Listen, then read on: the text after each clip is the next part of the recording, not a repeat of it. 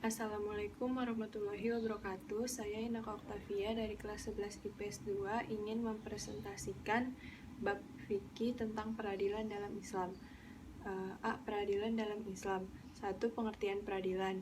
Dari segi bahasa, peradilan mempunyai beberapa arti, yaitu peradilan yang berarti putus, peradilan yang berarti menyelesaikan atau menunaikan suatu perbuatan, serta peradilan yang berarti menghukumi, mencegah atau menghalangi. 2. Dasar hukum dan perlunya lembaga peradilan. Al-Quran, Surat An-Nisa ayat 65. Hadis riwayat Al-Bukhari dan Amr bin As, ijma' fardu yang dikukuhkan. 3. Tugas dan fungsi lembaga pendidikan.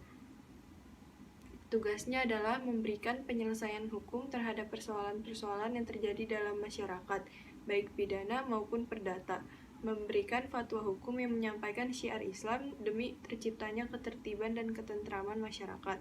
Fungsinya menjaga tegaknya supremasi hukum Islam, memelihara hak-hak atau kepentingan umum, dan mengurus wakaf dan wasiat. 4. Unsur-unsur peradilan. Hakim, hukum, mahkum bihi, mahkum alaih, mahkum lahu, perkataan ataupun perbuatan yang menunjuk pada hukum. 5. Hikmah peradilan. Tatanan hidup.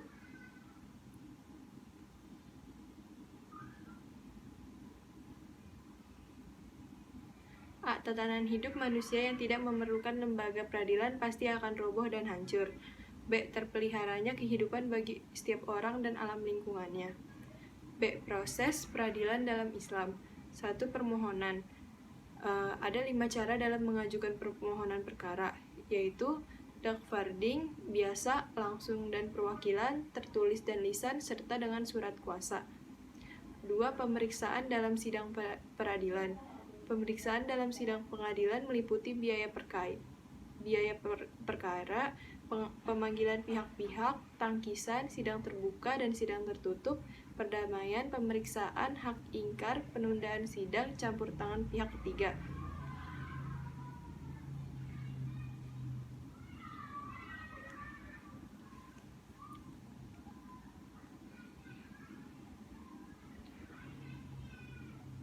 Tiga. Pembuktian. Alat bukti dalam suatu perkara merupakan syarat mutlak adanya.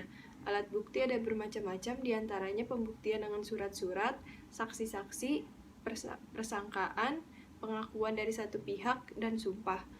4. Musyawarah dan keputusan hakim.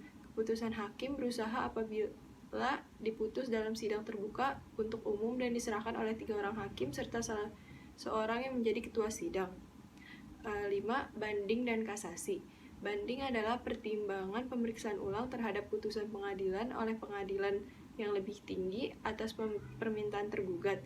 Kasasi adalah pembatalan atau pernyataan tidak sah oleh Mahkamah Agung terhadap putusan hakim karena putusan itu menyalahi atau tidak sesuai dengan undang-undang.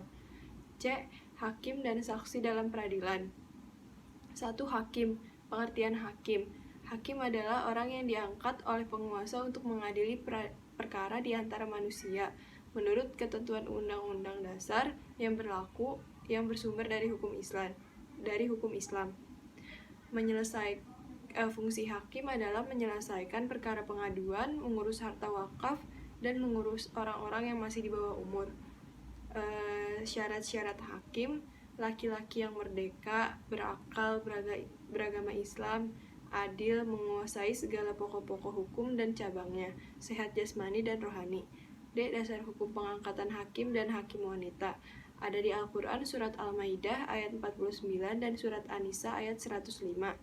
Dalam hadis, yaitu hadis riwayat Al-Bukhari dan dari Amr bin As dan Muslim, dari ijma' fardu yang dikukuhkan dan sunnah yang harus diikuti.